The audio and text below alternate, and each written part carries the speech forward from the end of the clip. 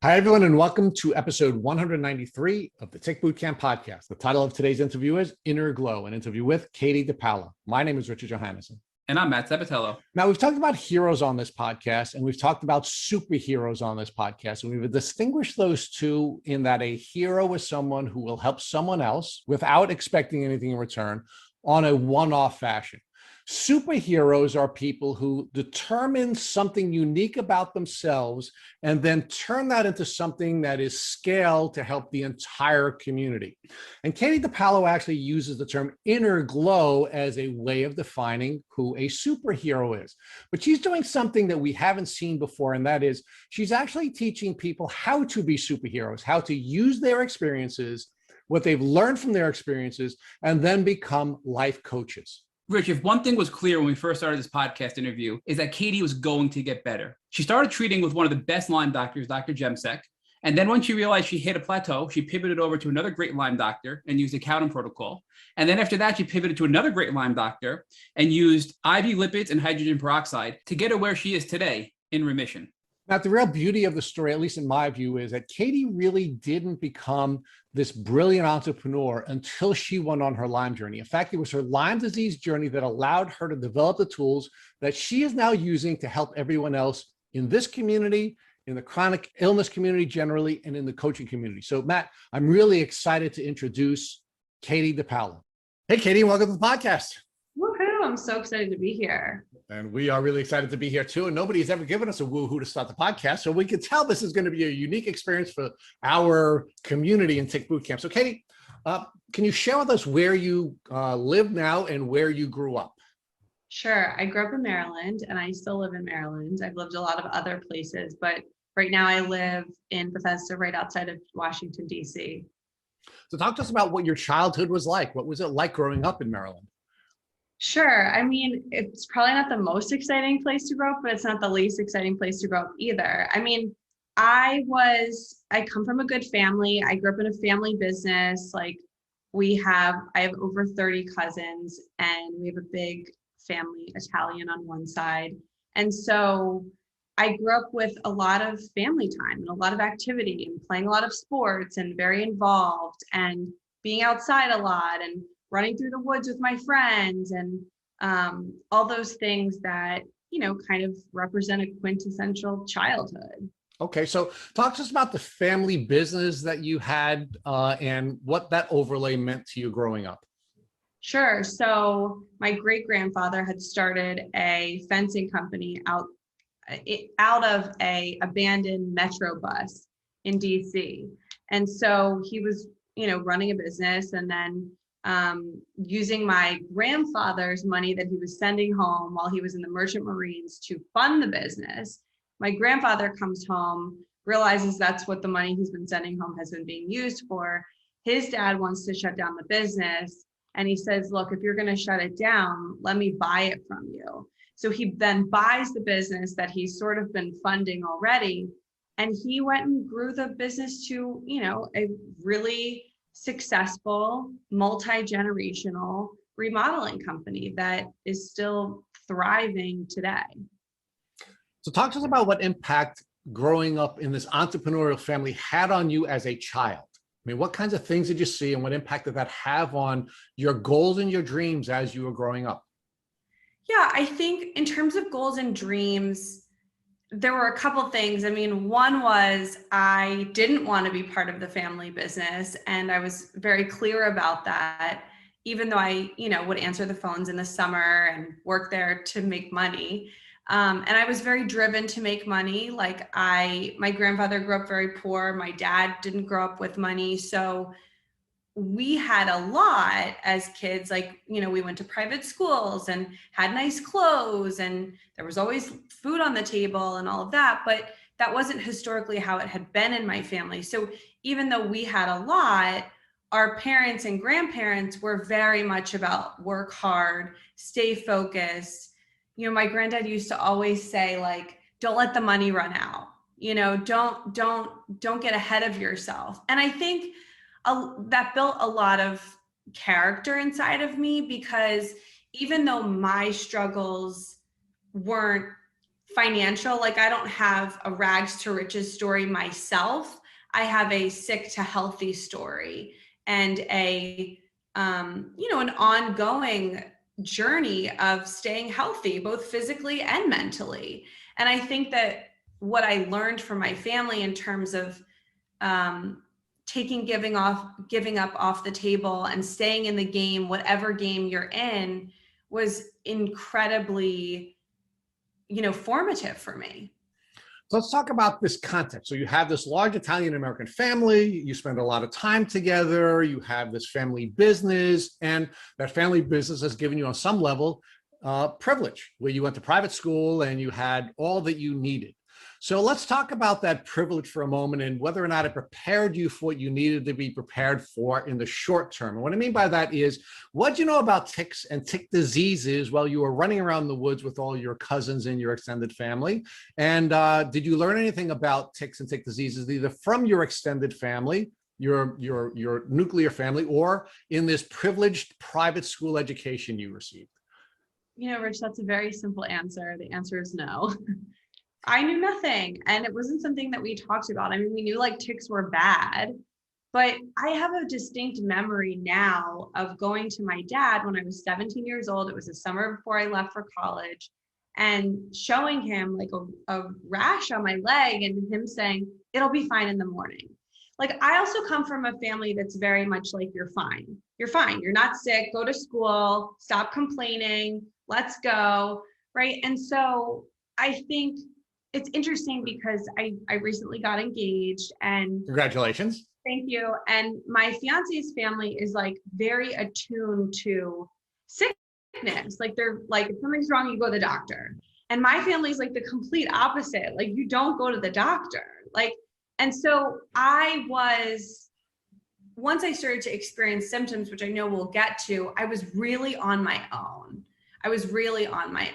So let's talk about the upside and the downside to growing up in an entrepreneurial family. Despite being this close family, this traditional Italian-American family where everybody's together and everyone's in everyone's business, you're also sort of being told to suck it up, right?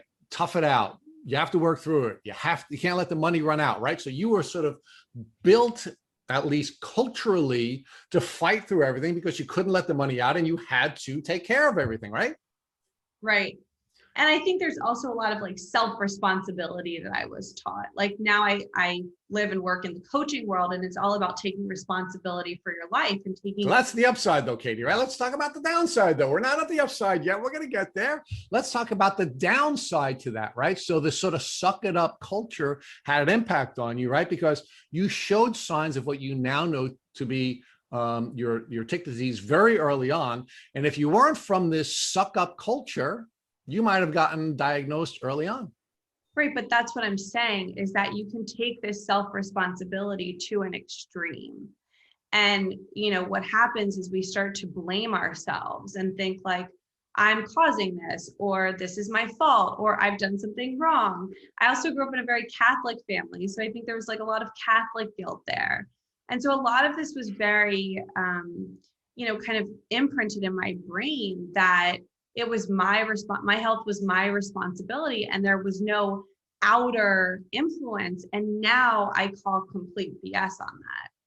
So talk to us about when you first started to show the symptoms of what you now know to be your tick disease. Sure. I was 17 years old. I had just gone to college. I went to Vanderbilt. Which is a very preppy school in Nashville, Tennessee, a very wealthy school. And I was, trying to fit in, go to parties. I wanted to join a sorority. I was like, very much in my world that was very small. And I started to feel a lot of pain, just like a lot of physical aches and pains all over. And I went to the campus nurse, and I also had like some respiratory symptoms. I went to the campus nurse, and they checked me out, and they diagnosed me with mono. And they said, you have mono, you have the kissing disease. Like, this is what happens when a lot of people come to college. They go to too many parties and kiss too many boys. And I think I had only kissed like one boy, but okay, Katie. Yeah. But so I'm like, okay, here again, like this is my fault, right? Like I'm having too much fun at college. I got myself sick. This is my fault. And I felt very, again, responsible, but to an extreme, like I'm doing something wrong here. So let's pause there for a second, Katie. So you went to college, went to Vanderbilt, one of the top schools in the country, right? Yeah. Division I athletic program. So really powerful college experience. And what were your goals when you went to Vanderbilt? Meaning, what did you think you were going to do when you graduated? I really don't think I knew. I mean, I am sort of one of those people that's like, I'm very spiritual and I feel very guided. And I was probably looking for signs, probably hoping that something struck me or stuck out to me. But I started by majoring in communication. So I think I thought I was going to like move to New York City and work at a marketing firm or, become some big executive at a company like that. And, I wanted to get a good education to be able to do that. But I ended up switching my major to human and organizational development, which I think prepped me for a lot of what I do today. So your goal, at least in part, was not to work in the family business and to develop the educational tools you needed to move in another direction. You go to college, you get sick, and now you go to seek help from a medical professional, and the medical professional essentially gaslights you, right? Right. And of course, the foundation that you brought with you from this Italian Catholic entrepreneurial family, the sort of suck it up kind of mentality that you went with, right, caused you to see, quite frankly, the same thing that from the nurse, the same thing that you saw when you were growing up, right? Yeah, exactly. And there wasn't a lot of like, empathy there. I never felt really hurt by the medical community ever. I always felt, I remember she said, you have mono, and she gave me a Z-Pack. Like, okay, that should take care of it, but it didn't take care of it. Okay. But so this is your first experience living on your own, seeking medical care yourself. This wasn't in the context of your parents taking you to a doctor. And instead of getting a different experience when you went to college, you got the same kind of experience you had gotten before, right?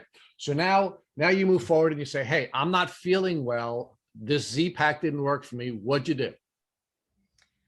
I just slept a lot, right? I was at that point where I didn't have a lot of control, and I was far away from home for the first time ever. I didn't know how to express to my family what was going on. I started to feel that it was, it was in my head. I was imagining it, right? I didn't really understand. I couldn't even for myself distinguish the symptoms enough to be able to say, here are all the things I'm experiencing, and here's how it's impacting me. I just felt so blah. I remember walking across campus and feeling like, I feel like I'm 80 years old. This must be what it physically feels like when you're 80 years old. And, I had trouble waking up. I had trouble going to sleep. Once I wanted to go to sleep, my mind was racing. It was so many things. And I started to feel quite crazy. Now, why did you feel crazy? Did you feel crazy because the medical community was telling you there was nothing wrong with you? Did you feel crazy because you didn't look like there was anything wrong with you? Did you feel crazy because your parents are telling you just suck it up, move forward? What were the pieces that brought you to this place where you doubted that you were really sick when you were in fact sick? It's all of those things. I mean, it was certainly the medical community and the lack of answers. You grow up as a kid thinking that doctors are like God, like doctors have the answers. And so if doctors or nurses don't have the answers, then there are no answers, right? It was very confusing to me. My brain couldn't make sense of what was going on.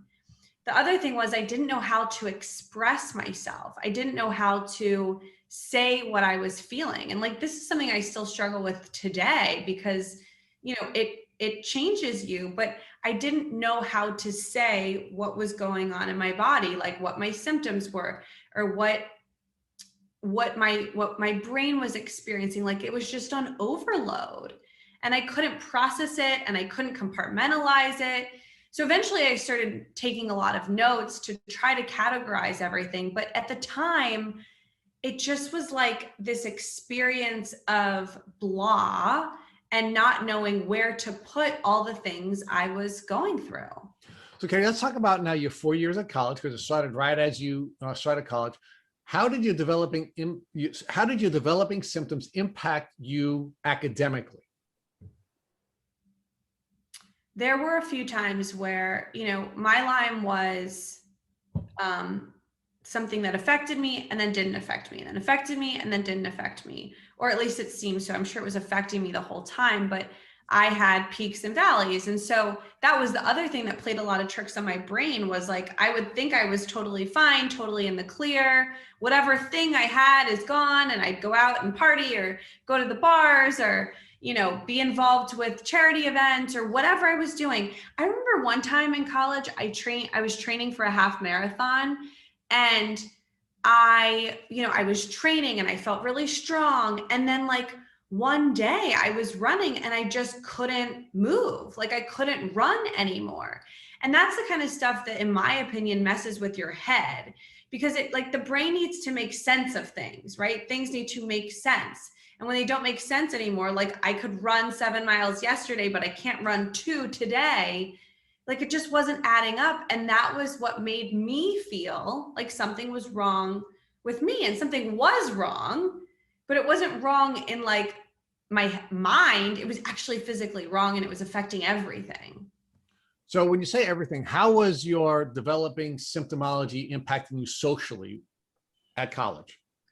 I think, I dealt with a lot of mental health stuff. Like I dealt with a lot of anxiety and a lot of depression. But I think beyond that, the biggest thing was, especially at Vanderbilt, like, to me, the people there were like superhuman. Like they would be out partying till like 2, 3, 4 in the morning, and then be up like looking gorgeous for an 8 a.m. class. And I like couldn't functionally do that. I remember having that thought of like, something's really wrong with me if this is the norm. And I was just looking at the people around me, which like at Vanderbilt, like, my like fantasy or thought of college when I was in high school was like, I'm going to wear sweatpants to class, and I'm going to just like do what I want to do, and we're just all going to hang out. And Vanderbilt was like, no, you do not wear sweatpants. You dress up for everything. Like it was very Southern. It was very traditional. And I just didn't have the energy. And like, I still struggle with that today, because my energy levels are, affected. But back then it was horrible. Like they were like operating at, 1,000%. And I was at like 20%. And I felt so left out, is probably a good way to say it. And just really, really like, something is wrong. Something is wrong. Now, did you think there was something wrong with you that you had to overcome, or did you think you were just not well prepared for the Vanderbilt experience? Or did you think that Vanderbilt had all these superhumans and you just weren't one of them? Well, how did your mind rationalize the difference between you and everyone else? I placed a lot of the judgment and blame on myself. So I think it's more like the third thing. Like I was like, these people are superhuman and I'm clearly not, and I don't belong here. And this is going to be really challenging. Like I ended up leaving Vanderbilt for a year because it was so stressful for me. So talk to us about how you were interacting with your parents during this window of time. What were you saying to them, and what were they saying to you about your health and the challenges that you were facing as a student at Vanderbilt? I don't have a lot of very clear memories of that, but what I do remember is being really mad at them, like being very angry and like not being very nice to them, and being very short with them, and not understanding why I felt so angry at them, right? Because like, for me, like the way I look back on things, like I don't feel it was their fault, but they also were my parents. And so what I learned about parents growing up was like, they're supposed to fix things. And like, they weren't fixing, they weren't understanding, they weren't, I felt like they weren't helping me. And so therefore I was very angry at them. So now you don't get diagnosed until you're 26. So that was, you graduate from college, you begin, life, post-college life. How do things go for you after you graduated from college? Well, I'm me, so I'm like, a hyper overachiever. So I decide to leave Vanderbilt and I graduate, but I leave Vanderbilt and I move to New York City. So I'm like, okay, you couldn't dominate in that sphere, but maybe if you go up north, you can crush it, Right. So I'm like, oh, I'm just more of a northern girl. And if I can just like get myself into a different city and a different high performing, high achieving environment, everything will be fine. So that was my solution. Right. So how'd that work for you, Katie? Your Lyme disease symptoms are developing. You go from one high achieving environment to another. You go from the small pond to the big pond. And how'd that work out for you? Yeah, it worked out so great. It came with a lot of challenges. Like I do feel that I fit better up north than in the South. So I think I was right about that. But, I continued to struggle and I continued to chase health. And I think what I remember about New York was like, I started to explore some things that were more alternative. And so I started to put some positive things into the pot, the healing pot, but I still had a lot of what for me were very detrimental behaviors. So like, I remember going out and like drinking with my friends. And then the next day I would like fast, but like drink green juice. Right. And so I was trying to like rebalance my system. And I thought that I just needed more green juice. Like that was the answer, and I had seen an acupuncturist when I was in college at one point, and she had advised me a lot around my diet. And so I had learned a lot about food and what foods triggered my system. And I didn't know what they were triggering. I just knew that I felt bad, right? Like I knew that gluten made me feel bad and dairy made me feel bad. So I got better at managing those things once I was out of the college environment and felt like I had a little bit more control over where I ate and who I spent time with and things like that. But it was still like a blind struggle, right? Like I was away from home. They didn't know what I was experiencing. I was trying to figure it out on my own because I am very independent, but I was not reaching any solutions at all. So Katie, between the time that you first started to discover your symptoms at 17 and the time that you were diagnosed at 26, how many different doctors did you seek help from in that window? Like 20, like if you use the word doctor loosely, like if you include like acupuncturists and nutritionists and, people like that, then I would say like 30. So why were you going from doctor to doctor or practitioner to practitioner? Because you knew something was wrong and you couldn't get an answer. So you just kept trying one thing after another to stay active? Yeah. So, and I also had an experience in college where, I don't know if you guys want me to tell this story or not, but I'm sure we do. I talk about this in my book. I was on the way to Beach Week. So it was my senior year of college. And a week prior, I had been in one of my women's studies classes because I was doing a minor in women's studies. And they were passing out these pamphlets on like going to get STD tested. And, obviously like Vanderbilt was a work hard, play hard environment. And I got a group of my girlfriends and I was like, I think you guys really need to go get STD tests. Like I thought they needed to get STD tests, right? So I'm like, I'll go with you for moral support. And you know what? I'll get one too. And so we go to Planned Parenthood and we get like free STD testing. And I'm thinking, okay, my friends are totally going to get a call. Like, so, they've been too wild their senior year. Like something's going to come up here. So we're driving to Beach Week. We're going to Destin, Florida. And I am in the car with a bunch of girls. We're like in a minivan that we rented. And we've got booze in the back and bikinis and we're ready to party.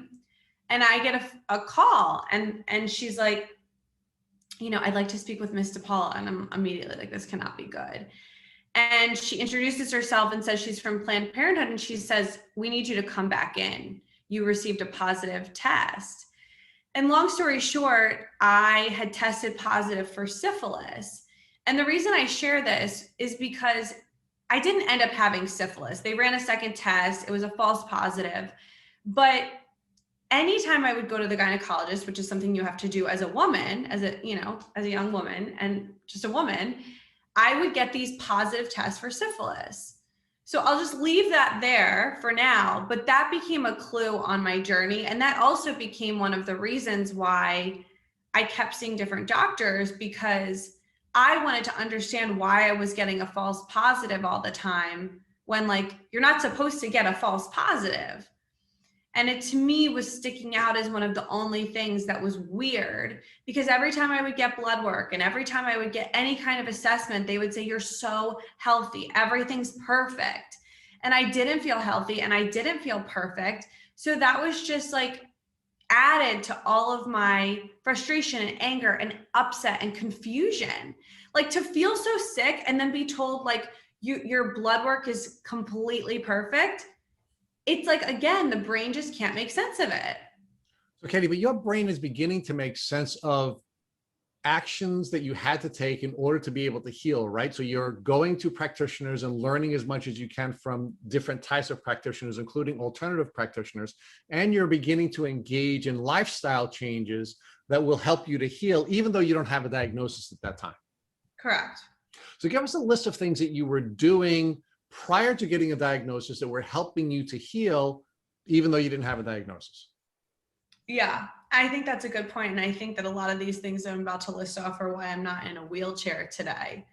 One was acupuncture, and I saw quite a few different acupuncturists depending on where I was living at the time. I think that was another thing for me, like jumping around, living different places, not seeing the same doctors, like they couldn't see patterns. So every time I moved, I was starting over.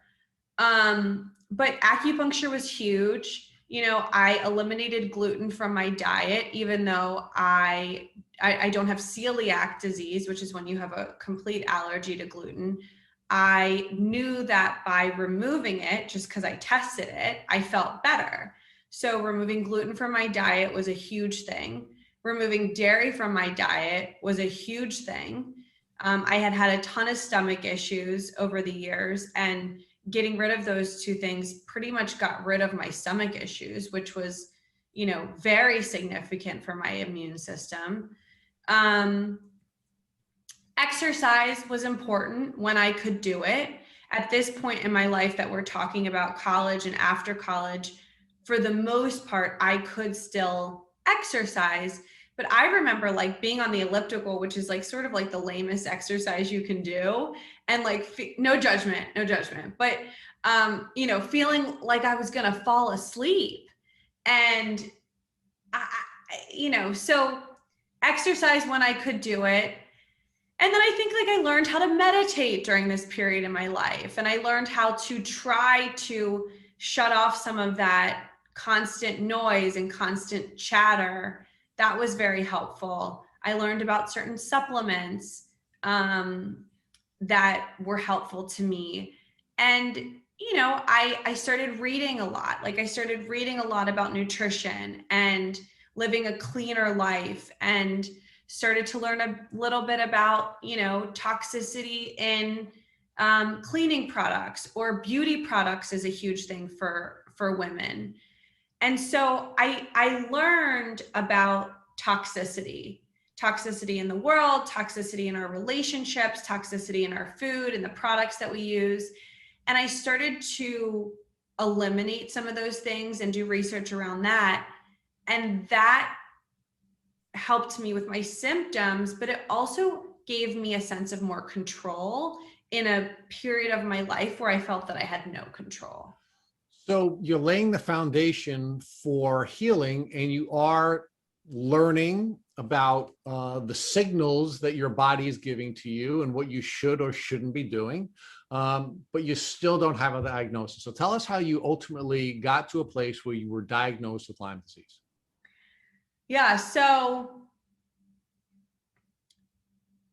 New York became too much for me. There was a moment where I was at my last job in New York City, and I had worked at a fashion internship, and I had been an assistant for, a woman who was the executive at a consulting firm. And I had been running around the city doing different things. And my third job was working at a marketing company. And I one day called my dad. I locked myself in the office bathroom, called my dad, and I was like, I can't do this anymore. And at the time, I thought like I just was bored and unstimulated and tired of making sales calls and all of that. But what I realized now was like my body was failing me too. And I also probably had become quite depressed because I didn't know how to be a healthy person, which was all that I wanted. So I moved home from New York and moved into DC, like got my own place, but moved into DC. And I, kept experiencing the same things, like being fine and then not being fine.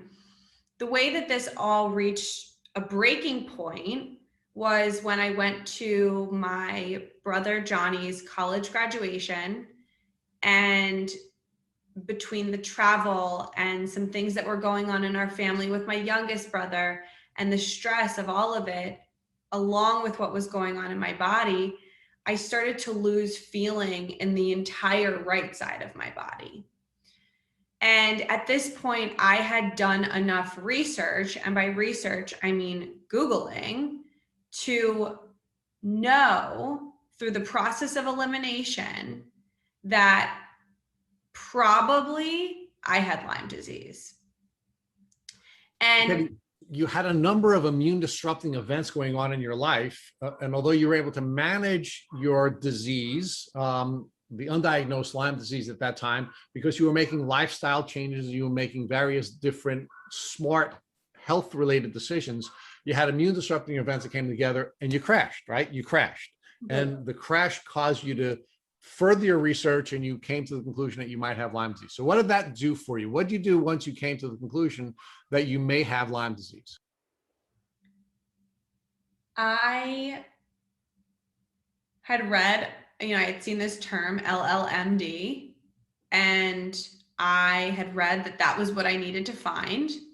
And so I again took to Google, and I found an LLMD in Washington, DC. And I called to book an appointment, and similar to you, like they wouldn't take me for, I think it was like 6 weeks. And at that point, I was so terrified because I had read about, I was having paralysis go up my body, and I could feel it like in my shoulder and starting to go up to my face. And I had read about facial paralysis, and I had read that sometimes facial paralysis isn't reversible, that once that happens, it stays. And honestly, it sounds so vain, but that was like the thing that got me, like that really lit the fire. That was like, this is the end, Katie. Like you have to do everything in your power to find someone who can help you, whatever it takes, however much money, there was like a big deposit to even make an appointment. And I remember feeling so afraid of that, but also at the same time knowing like, if you don't make a move, like if you keep thinking like you can just tough it out, you might be in a really bad place. And, I didn't want to end up with facial paralysis. Like I didn't want to end up in a wheelchair. And I had started to read stories of these kinds of things with people. And I would, you read these stories of like someone who starts, like basically like almost is like an Alzheimer's diagnosis, but they actually have Lyme disease. And, you read these stories of like, well, first they had these symptoms and then they had these symptoms and and I was at like tier 4 of 5. And so I realized like, okay, if you're at tier 4 and you're aware of this, like the only place to go is 5 if you don't get help, right? So I had to like really, really get serious with myself and take the risk. So did you wait the 6 weeks to get in with this Lyme litter doctor in Washington? No, because I was so motivated at this point. I made the appointment, I made the deposit, but in the meantime, when I got home from my brother's graduation, I went and saw just my regular doctor. And this is like, this part of the story is like so disappointing in my opinion, because it's so simple. But I went to my regular doctor, like the doctor that just like does your basic blood work, your basic physical, like basically make sure you're still alive and you'll be alive for the next year, right? That's like what they're good at. And I said, can you please test me for Lyme disease? Like, can you please just like add a Lyme panel? And they were like, yeah, like we really don't think you have Lyme, but like, sure, right? And in that moment, I learned that like, one, I could ask for what I wanted, and they basically had to say yes to me. And I think that that was such an important lesson that I needed to get me through this next period I was about to embark on. But it was also so earth-shattering because the test came back positive. And so after all these years of having no idea and being so confused and not knowing what was wrong with me, like no doctor had ever tested me for Lyme disease. They hadn't even done like a basic test. And the test that my doctor ended up running was just like your basic Lyme panel. And I was positive. And so at that point, like I knew that I was positive for Lyme, which I understand some doctors still don't accept as Lyme disease. That's a whole nother issue. But I took that to the LLMD, and that gave me a lot more confidence that what I was experiencing was real.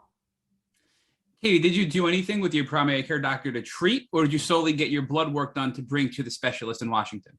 No, I just got the blood work done, honestly, for my own sanity. And who is the specialist that you saw in Washington? I saw Dr. Jemsek. Yeah, we're very familiar with Dr. Jemsek. He's a very popular LLMD in the community. So walk us through what that was like going to Dr. Jemsek with these positive results that you got from your primary care physician, and what was next? Yeah, so I remember going into their office and being like terrified. And they had, he had an assistant that was seeing me. And at this point, I think Dr. Jemsek like kind of checks off on things, but I think he had so many patients that he wasn't able to give me much time. But I did, trust the person that they had me see. And she looked through my symptomology, and I remember I had to fill out a ton of paperwork.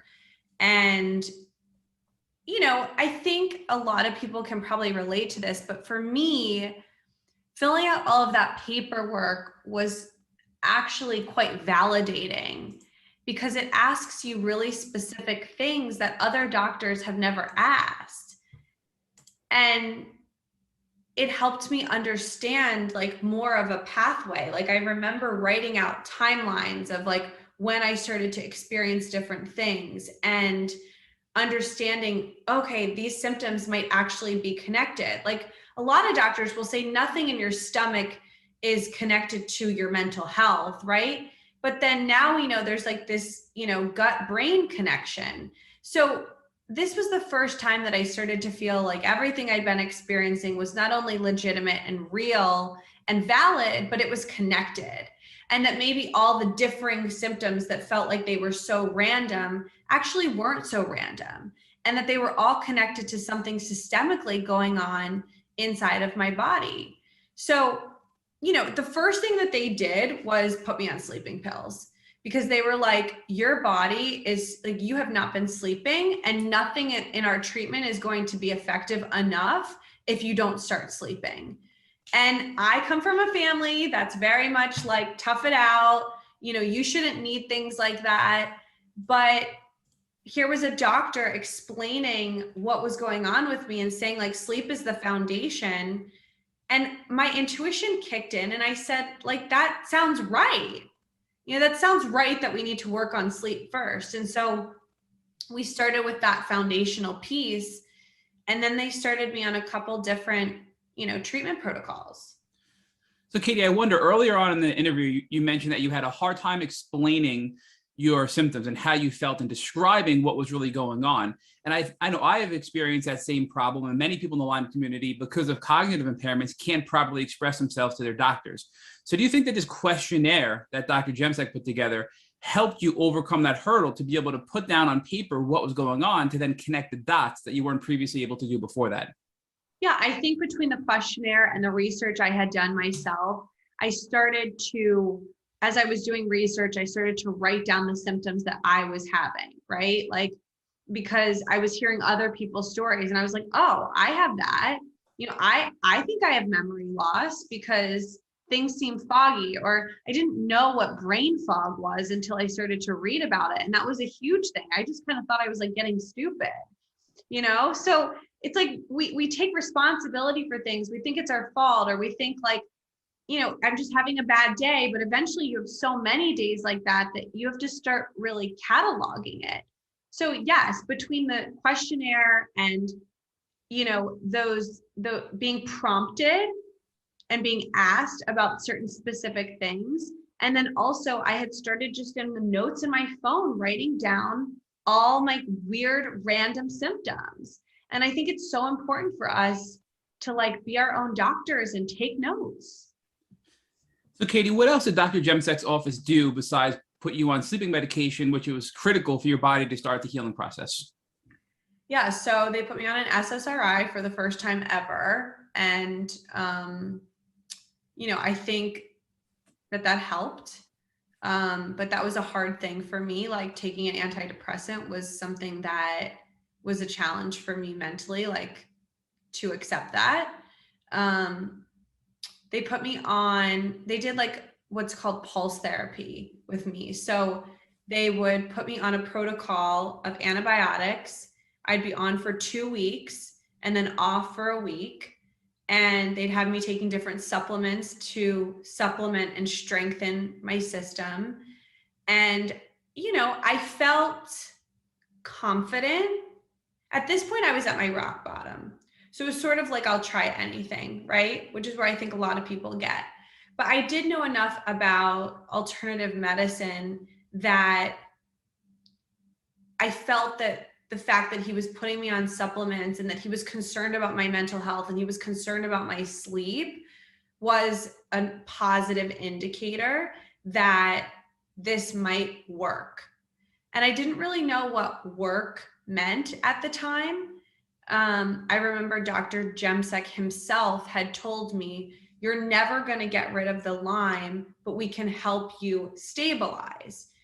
And that to me was both encouraging and also quite discouraging.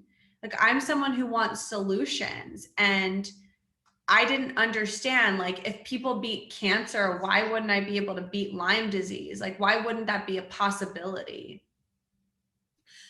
So you had hope in this treatment protocol because it was addressing your mental health, your sleep problems, and your depression, while also treating the bacteria and virus itself that you had from probably Lyme and various co-infections.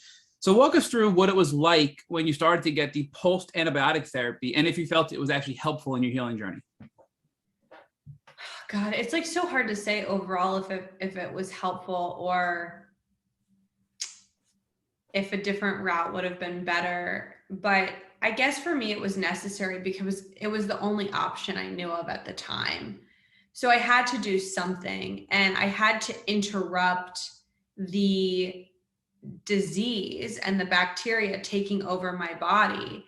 And so, I think another thing that I learned from Dr. Jemsek that was quite life-changing for me was, I remember him specifically saying, it's not just about killing the Lyme that's going to make you healthier. It's about how you detox it out of your body.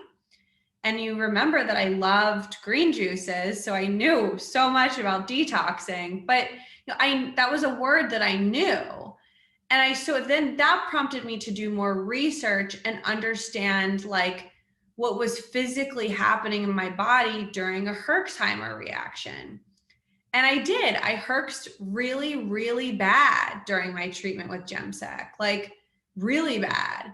But I became very committed to my detox protocol. And, that's when I started to take a lot of Epsom salt baths. And when I started to try, infrared saunas, and I kept up the acupuncture. And there was all this other stuff I was doing on the side to help, what I hoped was speed up the healing and detoxification process to get this like monster out of my body.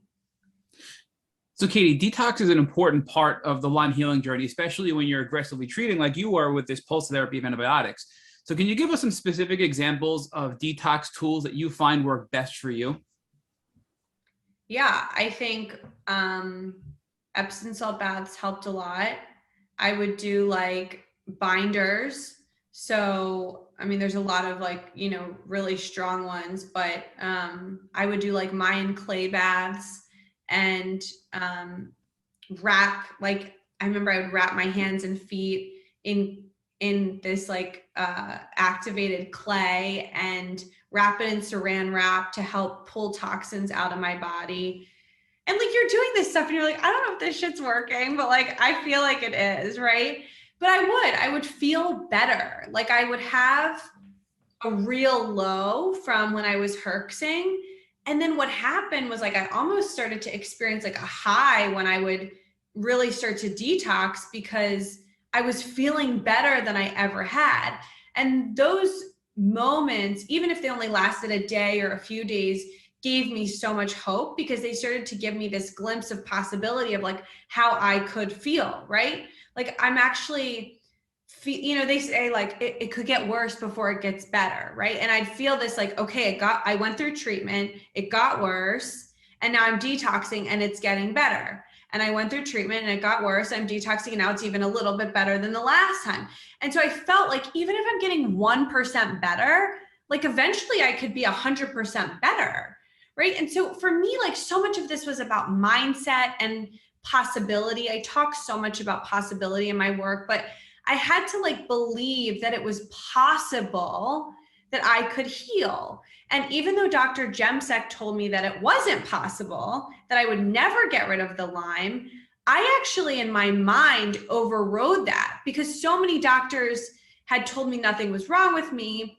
Here's a doctor who to me was like a miracle worker because he could diagnose me and he could start to treat me. But even he said, you can never get rid of the Lyme. And I said, you know what? Thank you for all of your treatment. And I will keep going with this. And I don't fully subscribe to that. Right. And so I had to keep believing that there was something more than whatever the person who was in front of me, who was my healer or my partner in the process in that moment, was telling me.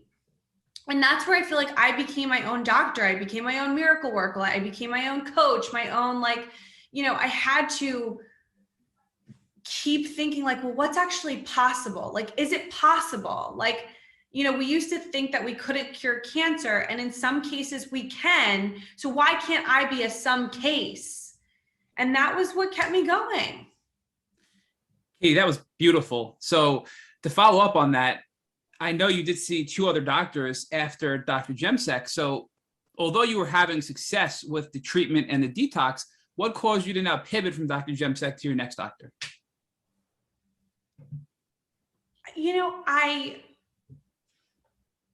And this is part of like memories being foggy. I'm sure I could go back in my records and get better information, but like, I think I was kind of done with Gemsec. Like, I think they were kind of like, we did as much as we think we can. And this is kind of where it is. And I think I was like good for a little while. And I was good for a little while, probably a year, until I wasn't again. And again, like, I don't know what caused me to go back into like basically like a Lyme attack, but it was probably the fact that my brother had died. And,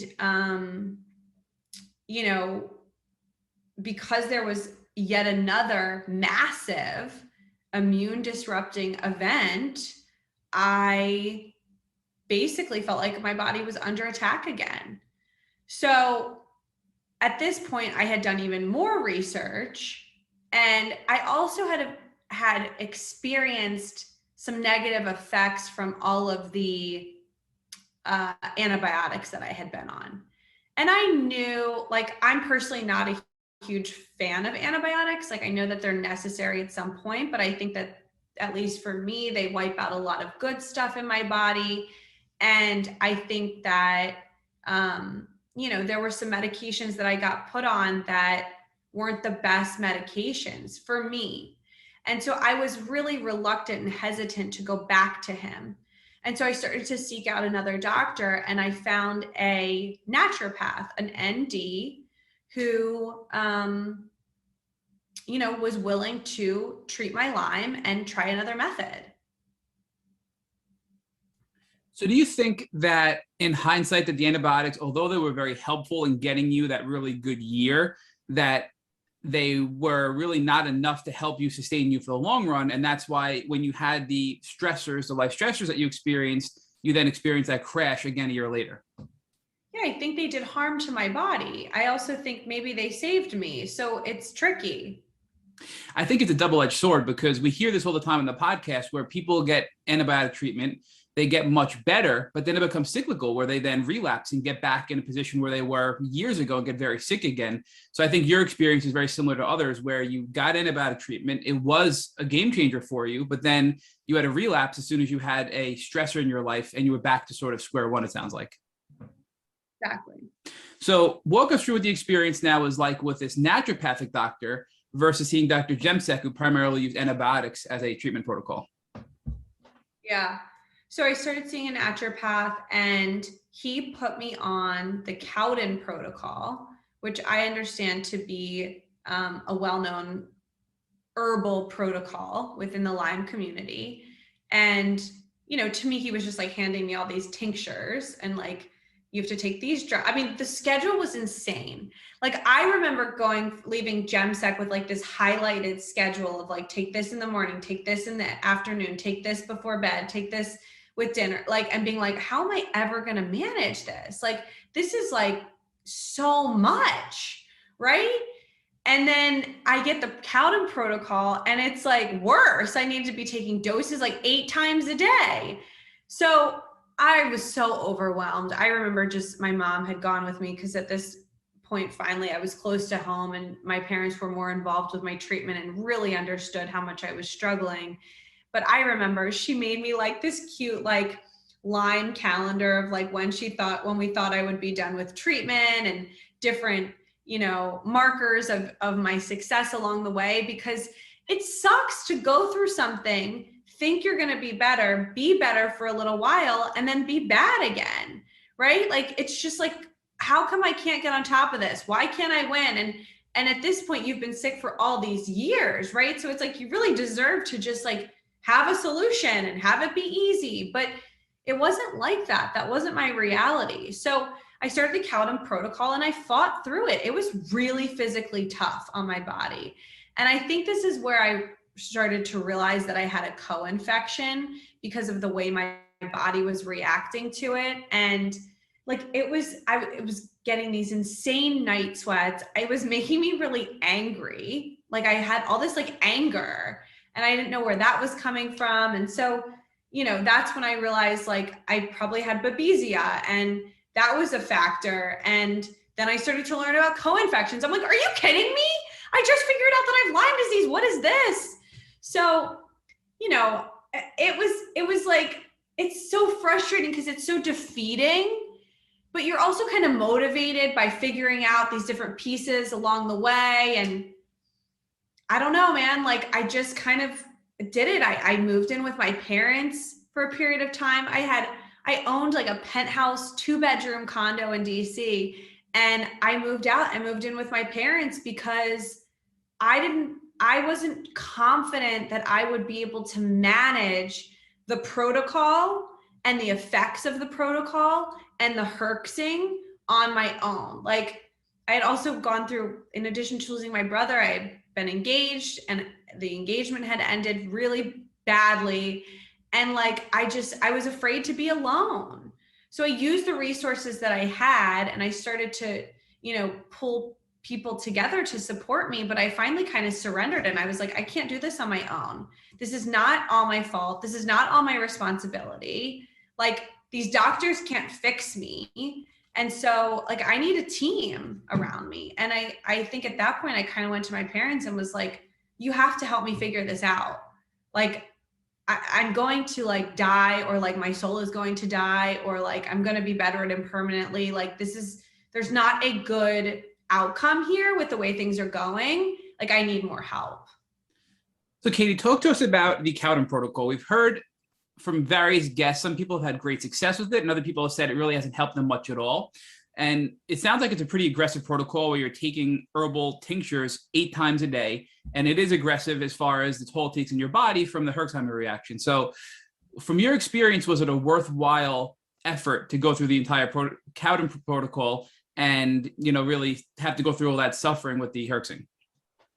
I don't know. How do we answer these questions? Like, it's so challenging to know, but I needed something. And what I did feel, I'll say this, what I did feel is that the Caledon Protocol was less ultimately disruptive than the antibiotics. There's so many factors, right? Like it could have been that I did the antibiotics first and like that made it harder to get to like the core of what was going on. There's so many theories here, but I do feel that it was more natural and less ultimately disruptive to my system, but it was very hard. Like I don't remember having many good days during that period. So it was very mentally challenging because I felt very sick the large part of that protocol. Katie, talk to us about when you were done with the Caledon Protocol. When you first started, you were at a very low point again. When you finished the Caledon Protocol, how were you feeling? Were you feeling much better, a little bit better? I was feeling a little bit better. It was almost like I was like sweating out this disease, but it wasn't going away. Like there was just like more layers and more layers and more layers and more layers. And I don't know if I even fully finished the Caledon Protocol before I went back to the drawing board and was like, I need something else. I need someone else. Katie, when you say more layers, you mean more symptoms were popping up as a result of treating with the Caledon Protocol? Yes, exactly. Like feeling. Were there other symptoms that were dropping off because as you were treating one thing, they were dropping off, but new symptoms were popping up as you were treating? Or was it pretty much primarily new symptoms were popping up, but you weren't getting that much better on the other end of it? I think I was getting a little less foggy in general. Like the fog was starting to clear. I think the physical, body pain had lessened. And when you're really, really sick, like you'll take anything. You'll take 10% better, like you'll because that 10% better might help you get to 20% better, and 20% might help you get to 30%. So, I am someone who I think is very strong, and I think you have to be strong, whether you're naturally strong or you build strength or you just decide to be strong to get through these experiences and to get creative and to be willing to go back to the drawing board a million times. Like, I mean, I talk about my 5 rules of life in my book, but one of them is to take giving up off the table. And like I said earlier, I think some of that mentality came from, growing up in a self-made family. But for me, I had to self-make my health, and there wasn't a clear pathway. I kept getting like so many no's and so many closed doors, but I kept getting back up and looking for an open door. So Katie, talk to us about what happened next. So after the Caledon Protocol, you found a doctor, Dr. William Vickers, who really saved your life, I believe, in your words. So talk to us about that transition and what you did next. So the weird thing is that the naturopath that I saw, when I first saw him, I believe at our first meeting, he had mentioned this doctor, Dr. Vickers, and he said he has a really long wait list, but he can get rid of your Lyme. And I don't know why.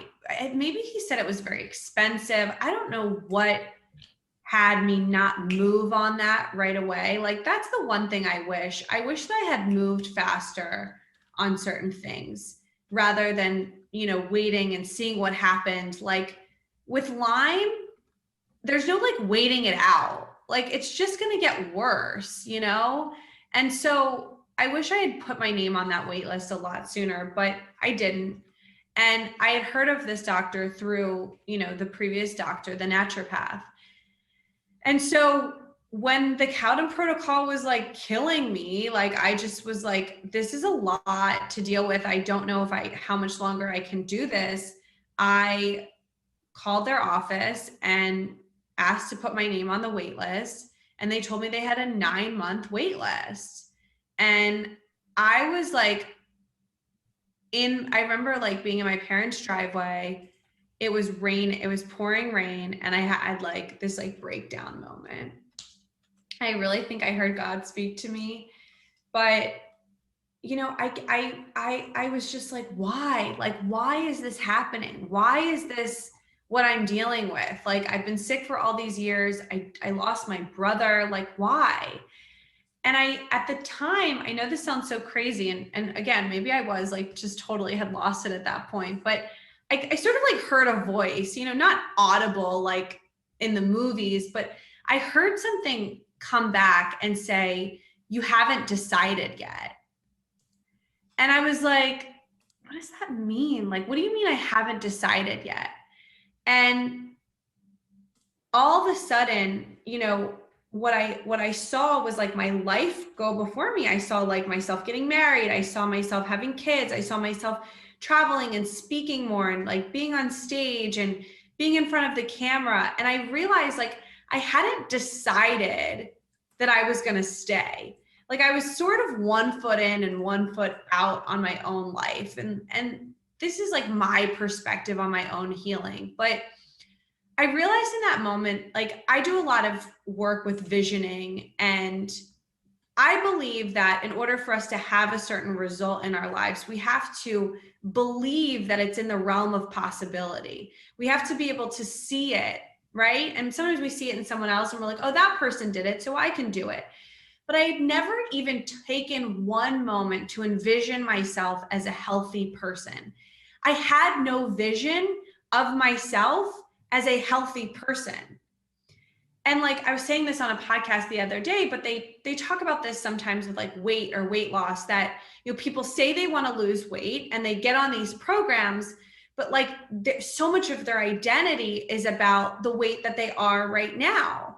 And so losing weight actually feels terrifying to your system because of the change and because we're so comfortable, like our bodies and minds are comfortable with what is. And I realized like that I had become very comfortable, even though I was so uncomfortable and so unhappy and so like depressed and anxious and all these things. I was simultaneously so comfortable being sick. It had become such a big part of my identity. It was like the reason that I was able to get out of certain things that I didn't want to do. And saying I don't feel good was like just rolled right off the tongue. And I had never even taken a moment to envision like, what would it be like if Katie was not sick? And beyond that, if Katie was well, and beyond that, if I had like ultimate health, not just like if I was healthy, but if I like had ultimate health, like what would that look like? What would that feel like? And I really had to like try to let that, I want to call it like a memory, but like it wasn't a memory. It's like a future memory, right? Like it's like a vision run through my body as like a possible outcome for myself. because I was fighting this battle going from doctor to doctor to doctor. And I had kind of just gotten in the pace of that. Like that was my life. And even though I was only in my 20s, like that was like the dance I was doing. And so I had this breakthrough moment in the car. The rain was pouring down. The windshield was like, back and forth. And I was like what was happening outside in nature with the rain, it was like a hard rain. And like, I started crying and like, I remember I started like snotting. Like I was like, I'm having like a full release right now, but it felt like I finally understood at least this piece, this like spiritual for me piece of you need to actually fully welcome the idea of being healthy. If that is what you say you want, and you're going to have to give something up. You're going to have to give up being sick. You're going to have to find a new excuse when you don't want to go out and socialize. You're just going to have to say that. Like, this can't be your identity if you want the possibility of health. And I was very concerned about like having kids. And there's a lot of information that says you can pass Lyme to a child, through pregnancy. And like, so all of these things, like I couldn't get married being sick. Like I didn't, I don't want to say something that like sounds really negative about being chronically ill, like that you can't have something if you are chronically ill. But I didn't see myself having the kind of marriage that I wanted to have, which was very active and very involved and very participatory, if I was bedridden. Right. And so, and like, I like didn't have any prospects. So like I needed to go out and date, and like, I wasn't in a place to go out and date. And so all these things I wanted, marriage and kids and, my career and finishing my book, like they weren't possible if I had like arthritis in my hands and couldn't type and, couldn't conceive a child and all these things. So that was like my breakthrough moment where I realized like I needed to really, really, really do some work up here and change my mindset and start to really welcome this new Katie as a reality. Katie, once again, that was just beautiful and very well said. So we'd like to learn what treatment you did with Dr. Vickers now after having this epiphany that allowed you to get to where you are today, which is pretty much you have your life back. So they told me like, I would take me 9 months to get in. I have my breakdown God moment in the car, and I get an email a couple days later that says, can you come in next week? So they had told me there was a 9-month wait list, and all of a sudden they had an opening. Like this was where I felt like, oh my God, something shifted inside of me and something shifted in the world. And like, even though I don't have control, maybe I do. So I go see them, they basically had said that Dr. Vickers sat me down. He said, your Lyme is really bad, but I think we can get rid of it completely. And I'm like, completely? Like, I've never heard this before. Like, what do you mean? And he's like telling me about his success rate and his experiences and what they do. And, he had said something like that because of the antibiotics, it was because of the antibiotics, there was more healing that needed to be done to my system, but maybe I did need them at the time. We don't know, but that I was going to have to go through a rigorous treatment protocol. And I said, how long is this going to take? And he said, I don't know. He wouldn't promise me a timeline, but I was 29 and I had a personal goal that by the time I was 30, I wanted to be Lyme free. And so, I started weekly treatments, and it ranged from all IVs pretty much, but IVs of lipids to clear out my system, really high dose vitamin C, which was kind of working as an antibiotic at a high dose, and then hydrogen peroxide, like a very pure form of hydrogen peroxide that I would receive IV treatments of. And then, again, a detox protocol to help minimize herxing. And so, he gave me some different tinctures that I was supposed to take and that I did take. And I still was doing like my Epsom salt baths and doing some binders and things like that. But I was right. Right before my 30th birthday, I got my final treatment and I was declared Lyme free. Okay, now talk to us about how your change in mindset on this journey, the spiritual moment that you described, became something that now taught you who you were and taught you how you could now scale that to help other people.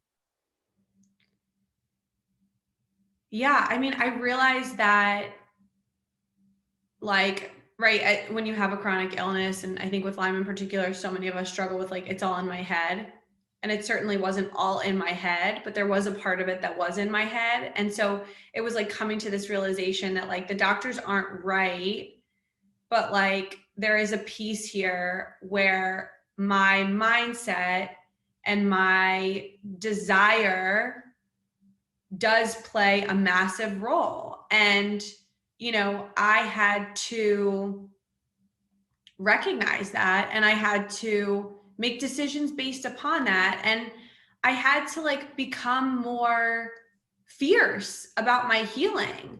Like, I think like some of my privilege in the way I grew up, like I sort of had this belief that life should be easy, even though the people around me were really hard workers and I always worked and had jobs and all of that. Like, I don't think until I got into this journey that I realized how many people struggle, whether it's with Lyme or something else. Like, life is challenging. And sometimes you think you figured it out and then you get hit with something else. And so I just think it built so much character for me. I remember I have this one memory, and I tell this story in my book, but it was like I was seeing Dr. Vickers, but like there was very much like an end in sight, right? And I remember I was laying in my bed and my dad was like on the floor, like on his iPad, like probably playing solitaire or something, right? Like just mindlessly like there, but like talking to me. Cause I'm like 29 years old living at my parents' house, but I have my own, it's just a weird time for me. And my dad was kind of hanging out and he's like, Katie, honestly, like, I think it's time to lift the curse. And I was like, what are you talking about? And he's like, you grew up, you had everything, you went to Vanderbilt, like you come from a good family, like life has been too easy for you. Like now you're actually interesting. Like now you've actually overcome something. Like now this life coaching career that you're creating for yourself has more depth and has more meaning. Like, who wants to hear from like a girl who like grew up in a good family and went to Vanderbilt, like about their life challenges? And so, it's kind of a silly little memory, but, my dad was basically saying like, that if you change the way you look at all of this stuff that's happened, and you actually accept it and you allow it to be a tool in your toolbox and a story in your book, then you have a lot more power in the situation. And so that was the mindset that I took. And that was the mindset that I brought to my work and my speaking engagements and my books, like so that I could tell my story and hopefully help more people overcome whatever they're going through, whether it's Lyme or something else where there doesn't seem to be an answer. My belief is just don't take that for truth. You get to choose your truth. And I really do feel that like where there is a will, there is a way. It just might take a while. So Katie, let's talk a little bit more about this. It's all in your head thing, right? I mean, look, I understand having, participated in almost 200 podcasts on Lyme disease at this point, that is a trigger, right? Yeah. It's a trigger because people are gaslit on a regular basis. But what makes me concerned about that trigger is that it doesn't allow people to have the epiphany that you've had, right? Because it's a trigger and because it stops all inquiry, people in many cases get stuck in their own mind. They get stuck in this victim's mindset. And because they're stuck in the victim's mindset, they are stuck in their head. It is all in their head and Right. They can't get better. Right. Well, I had this breakthrough. sorry. Yeah, so talk to us about your breakthrough and talk to us about this epiphany. And let's talk about how do we disrupt this challenge that first we get invalidated. We then hold on to triggers about something being all in our head. And it makes it even harder for us to get out of this mindset that doesn't allow us to visualize a healthy outcome. Yeah. I talk about this in my book, but I say like, you might feel like a victim because you are, right? Like a lot of us actually are a victim to something, whether it's like, Lyme or something else. But I decided that I wanted to also be a victor, and that I wanted to survive and thrive. And I think that the mistake that our culture makes is like, you're either one or the other. You're either a victim or you're a hero, right? And I think that we have to allow ourselves to have both. Like, it's not just in your body or just in your head. Like, everything is connected. So it's not that we're imagining things, but our mind is trying to land on what's wrong and it can't land yet. And so it makes us feel out of sorts. It makes us feel crazy. It makes us feel like there is no answer. Like, the brain needs things to make sense. And so, I agree with you. I think it's really, really hard. I think it's really nuanced. But what I do think is that it's worth taking a look in the mirror for all of us and saying, is there a piece of me that's gotten comfortable with this, right? Whatever you're going through, is there a piece of me that is sort of, attached to or comfortable with the identity of being sick? And if the answer is no, then take it or leave it. I'm not saying this is how it is for everyone, but that was something that ended up really helping me, because I realized I had gotten a little too comfortable and it was time to shake things up again. But Katie, I think there has to be a second level of inquiry, and that is not only have I become comfortable there, but am I surrounding myself with other people who are helping me to feel comfortable there? Meaning other people in the community who are suffering from Lyme disease, whose mindset is not necessarily healthy, or other people in my life who are supporting me when I'm feeling this victim identity. Yeah. I spend a lot of time alone, like both alone with my thoughts and just like physically alone, because I am very sensitive and I can easily get swayed by other people's moods, by other people's, opinions. And I'm constantly like, what do I actually think? What do I actually feel? And I think you hit on such a great point, because we have to really manage our boundaries and be aware of what makes us feel better and what makes us feel worse. And the other really interesting concept that I came around to in my healing journey was this concept of dosing, right? So when we take medicine, like let's just use like Tylenol, for example. If you have a headache, maybe you take like one, pill of Tylenol. You don't take 10, right? Like, so there's this like dosing. And so I realized like there were certain friends or like time with my family that like there were doses, right? And I had to shift the dosing of whatever I was putting into my life based on what was going on within me. But I think we see things so like black or white, like so extreme, like either I can't have any of this or I need all of it. And for me, it was about like really being present with and conscious of the amount of things I was allowing into my life. Like, for example, like I've talked about this a lot, but I'm very, I don't want to say strict, but like, I guess strict is probably a good word. I'm very strict about my diet, but I'm very aware of it. And yet I'm also very aware of the fact that if I don't let myself go out to dinner with friends, or if I am with company and I can't eat anything, or, if I'm like, that takes me in another direction that is not good for me.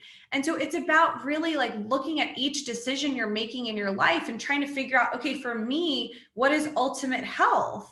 And what is the range of, for a long time, like I didn't drink, like alcohol. I felt like I was hungover for 10 years. That's like my best way to describe how I felt when I had Lyme. I just felt hungover all the time.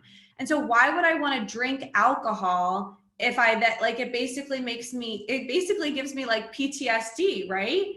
So now like I might drink like one drink a month or something. And I decide like when I want to do that, like when I'm out with friends or with family or celebrating something, because not drinking at all for me is just not like, I feel like I'm missing out on something that I want to experience with other people. And I'm using all of these examples, like they don't need to be taken literally, but it's just the essence of understanding like you're not a victim, you have control, and you have control over the levels of things that you allow into your life. You don't have to like either do this or not do this. There might be some things in your healing journey that like are absolute no's, right? Like a person might be very toxic for you, or a work environment, we talked about that earlier, might be an absolute no. But I think a lot of people when they're going through chronic illness, like they can't work or they lose their job. And what I found, at least with my career path, is that like coaching has allowed me to be able to work from home and work over the phone. And when I was really sick, I wasn't doing things over video. And that was okay. And I actually made a lot of money and have built a career for myself. Like, I don't want to just sit here and brag, but I do want to say, like, I built a multi-million-dollar business while I was sick. Like, that's kind of wild. You wouldn't think that. And so when I talk to prospective students and they're like, well, I don't have any money and I can't work. And, is that actually true for you? It's different for every single person. Well, let's pause there for a second, Katie. Let's pause there for a second, because I would argue you built a multi-million-dollar business only because you were sick. Had you not been sick, you probably would not have been able to build that business, because before that, you were just a member of the Lucky Sperm Club. And then you went through this experience that your father pointed out to you that allowed you to now have the tools that you needed to share with other people and to scale, so that by helping them and suffering through your experience, you are now able to turn that into a very successful entrepreneurial pursuit. Yeah, that hit me hard. I have some tears welling up right now. Yeah, you're right. But I had to make a lot of decisions every single day, and sometimes many moments throughout the day about what I was capable of in that moment, in that day. I often had the conversation with myself of, I would hear like, I can't. And then I would respond with, well, what can you do? What can you do? And that was massively profound for me, because, in my world, there's a lot of like being on video and being on camera and being on Instagram. And some days I was not available for that. But then I would think like, okay, then I can't do anything. And then I can't. And then my mind would get into this really bad, toxic place, but I would interrupt it. And I would say, Katie, what can you do? And there were always things that I could do. And maybe I needed to take a bath first, or sleep a little later, or take a whole day off, or whatever. But I kind of like played chess with myself and work the pieces so that I can have the life that I want to have. And so that your mind wouldn't control you, and your survival software wouldn't put you in a position where you were paralyzed, right? And that's exactly what you're now doing now in your business, which has allowed you to have the success that you've had, right? So let's talk about that. Let's talk about what caused Katie to go from being the woman who made the decision that she was no longer going to be sick, who visualized what a healthy person would look like, who achieved that goal and then wanted to share that experience with other people. How did that happen? Well, it happened like very step by step, but I will say, like, my whole life, I've always felt like I had a greater calling and I wanted to help people. I didn't know what that would look like. And I had started my coaching career before I got diagnosed. So I already had a couple of years under my belt when I got diagnosed, like a year and a half. And, actually, it's really interesting that you say it the way that you did, but you're right. I actually made a decision to scale my business because I didn't know how available I would be. And I didn't want to create a business, which is often very common in like the personal branding, training, coaching world. I didn't want to create like Katie Depaola coaching. I wanted to create something that could be operated by anyone, that would allow me to build a team, that wasn't solely dependent upon me. And so, you know, I had a scaling mindset because of my health issues. And I think that has rewarded me so much because I let other people lead. You know, like I never felt like I need to be the leader and everyone needs to listen to me. And I never felt like that. You know, this is my intellectual property. I was kind of like, I feel very called to do this. I have a lot going on in my life and I'm going to need a team. And I want to surround myself with other women who are strong, who can lead. And, you know, there were times where I had to take time off work or I'd be in and out of doctor's appointments. I mean, that was my reality. So I had to build a business, to your point, that really worked with what I did have, not what I didn't have. So talk to us about what inspired you to focus on women in your business.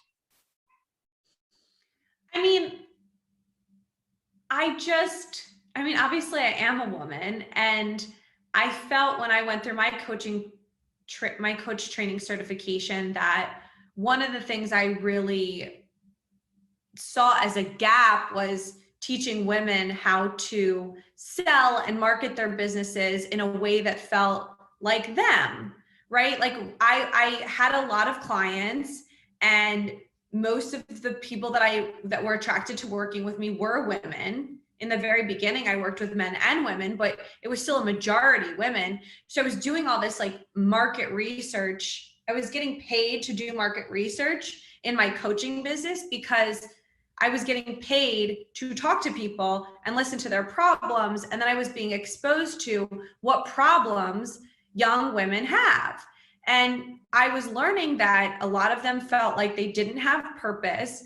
A lot of them were dealing with chronic illness, whether, you know, Lyme is one thing, but there's a lot of things that women deal with chronically, and they wanted a way to work that they weren't getting so burnt out. I was attracting a lot of very high achieving women that were living these high stress lives, and they were burning out, and they were having breakdowns, or they were having to like take time off work, or these really extreme things were happening because their bodies were not agreeing with their lifestyle and their pace of life.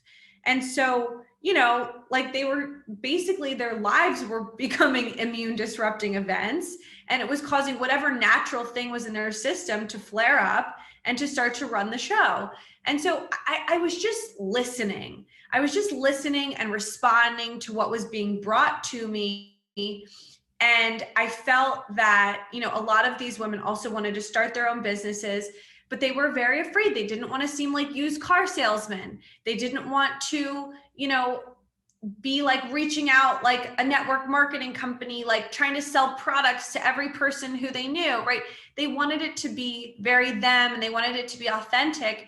And so I started to coach those women, and then I started to build a curriculum around that and understand like, okay, here's the process that a lot of us as women are going through. What are the specific solutions that are needed?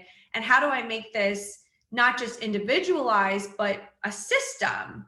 And that's how we built a curriculum and a training. And you saw the pattern that all of these women were presenting as a pattern that you had seen in your own experience. And because you had gone through your own experience and you'd overcome your own challenges, you were able to use your experiences as somebody who had to deal with Lyme disease and take responsibility for her Lyme disease to ultimately be the pattern that would help all of these other people get out of the challenges that they were facing. Absolutely.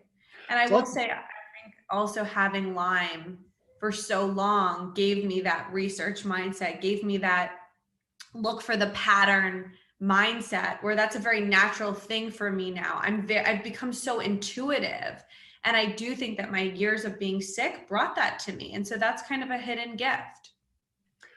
Not hidden anymore, Katie. Thank God we had you on the podcast to talk about these things. So talk to us about your business. What's the name of your business, and how can folks connect with you if they'd like to work with you?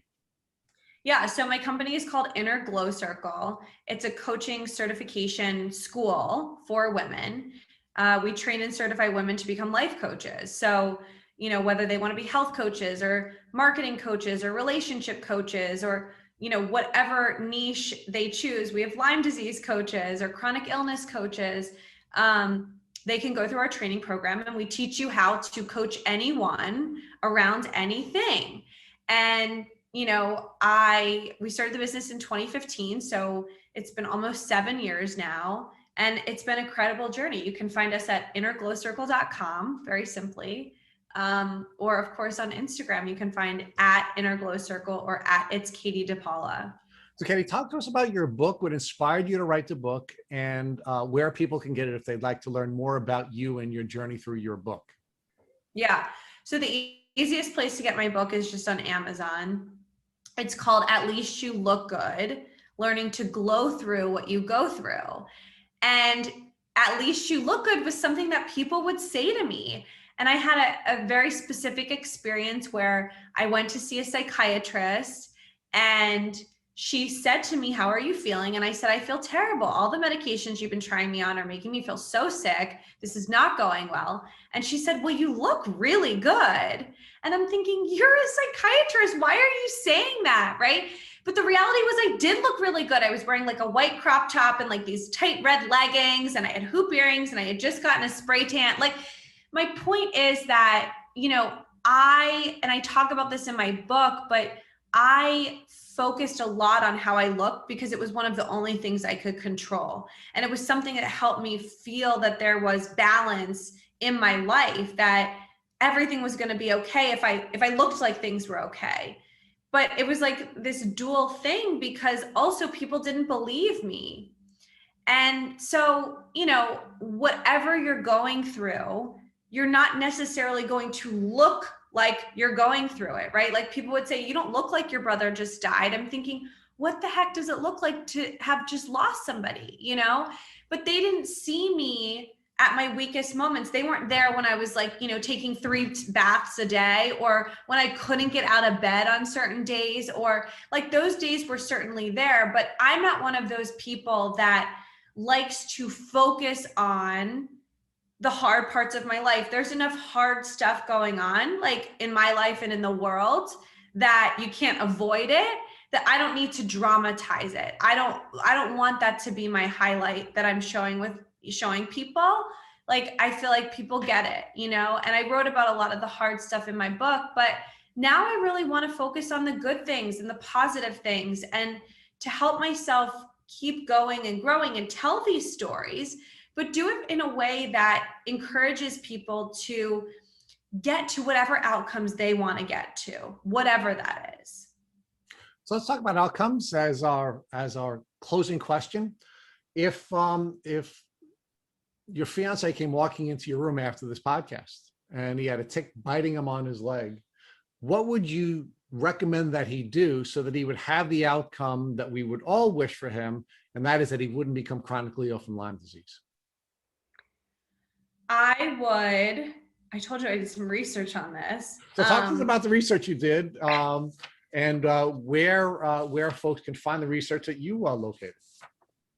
Okay, so I found an article online from Up to Date, and it's a subscription-based resource designed to provide physicians access to current clinical information. So this means this is smart information. But I would help him remove the tick. You're supposed to pull backwards gently but firm, using even, steady pressure. You don't jerk or twist it, right? Because you don't want any of like what's inside the tick to like explode and get into your body. You're not supposed to squeeze it or crush it or puncture it. Like, you want the tick to stay intact, because the infection comes from the bodily fluids inside of the tick. This is so gross. So after you remove the tick, you want to wash the skin, all your hands, probably take a full shower and really scrub yourself down thoroughly. And then whether or not symptoms develop, go see your doctor immediately. I personally would probably go with my partner and say, can we get him on, something right away, a preventative antibiotic? you can remember that you can ask your doctor for something. They don't have to say yes, you can discuss it, but you can say something like, I'd really like to get on an antibiotic preventatively. Is that something we could discuss? Just because the doctor doesn't suggest it or recommend it doesn't mean that it's not a good idea. You get to play an active role in your healing process. So, and then the other thing to know that this article says, and I don't know if this is like God's word or not, but it does say that blood testing right away is probably not going to show Lyme disease, which I do, most of what I've read confirms that.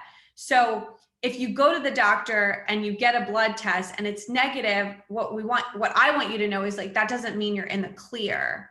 And I would also say, pay very, very close attention to how you feel in the days, weeks, and months after that bite, because what can happen is you can get the bacteria in your body. Like from what I understand, a lot of people have Lyme bacteria in their body, but a lot of people, I don't know if it's proper to say they're immune to it or if it's just not impacting them in the way it impacts other people. And like Rich and Matt were saying, right, there can be these immune disrupting events that cause something that's kind of been latent in your system to come to the surface and then be quite active. So, you could get bit and not notice anything for months later, not put those two things together. But I want you to remember, like, I got bit on this date, take some notes and really track how you feel. And if you start to experience like random symptoms, whether it's stomach aches or headaches or chills or fever, or, at this point, you probably are going to think you have COVID, but it's also worth like exploring, do I have Lyme disease? So just stay on top of it. Stay on top of it. Thank you for listening to the Tick Bootcamp interview with our guest, Katie Depaola. To our listeners, we have a call to action. First, if you'd like to learn more about Katie Depaola, please visit her Instagram page at Inner Glow Circle. Second, if you enjoyed this episode of the Tick Bootcamp podcast, please share with your friends by using the social media buttons you see at the bottom of the post. Third, Tick Bootcamp has created a Tick by Blueprint that has been inspired by the information that has been provided to us by past podcast guests. We urge you to visit our website at www.tickbootcamp.com to view the blueprint. Please note we would appreciate any input or any improvements you would like to offer to us. Fourth, don't forget to subscribe to this podcast on Apple Podcasts, Google Podcasts, or Spotify to get your automatic episode updates of our Tick Bootcamp podcast. And finally, we thank our community for your comments on our past podcast episodes. Please take a minute to leave us an honest review on iTunes, on Instagram, or on our website. We make it a point to read every single one of the reviews you share with us. Thank you for listening.